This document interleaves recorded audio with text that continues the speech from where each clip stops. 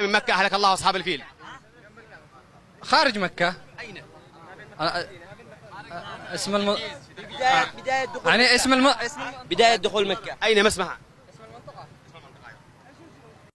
اسم المنطقة. ايش المنطقة؟ بوابة مكة المهم.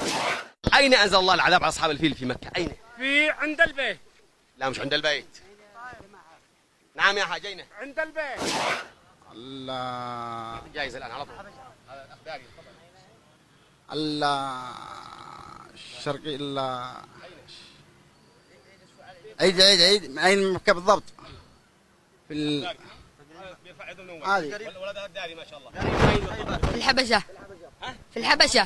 في أي منطقة من مكة أنزل الله العذاب على أصحاب الفيل؟ جبل أحد. لا جبل أحد جنب المدينة. إيش منطقة مكة؟ منى. في أي مكان من يمن مكة، لأنه إبراهيم الأشرام أتى من اليمن، أتى من يمن مكة. فين بالضبط؟ جنب مكة. أين أهلك الله أصحاب الفيل؟ في مكة. أين في مكة؟ أين من مكة أهلك الله أصحاب الفيل؟ أي من مكة أهلك الله أصحاب الفيل؟ في مكة. في مكة بس أي من مكة؟ قريب منها. قريب منها. وفي مكة. أين من مكة أهلك الله أصحاب الفيل؟ يعني أي منطقة؟ في مكة أهلك الله فيها أصحاب الفيل. ألم ترى كيف فعل ربك بأصحاب الفيل؟ ألم يجعل كيدهم في تضليل وأرسل عليهم طيرا أبابيل. أين من مكة؟ في مكان محدد في مكة. في حرم مكة. في حرم الكعبة أو في حرم مكة. في مكان محدد خارج الحرم. وادي محسر. قريب من ذلك. وادي محسر. وادي محسر. كلام بديع على بديع. أين هذا؟ أين؟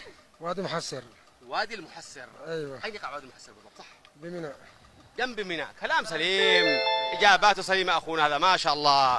إذا أين أهلك الله أو أنزل الله العذاب على أصحاب الفيل؟ أين؟ بمنى. في منطقة وادي محسر. وادي المحسر. وكلام سليم.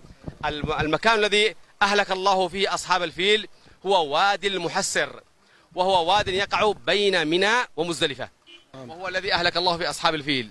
إجابة سليمة، والجائزة 20,000 ريال.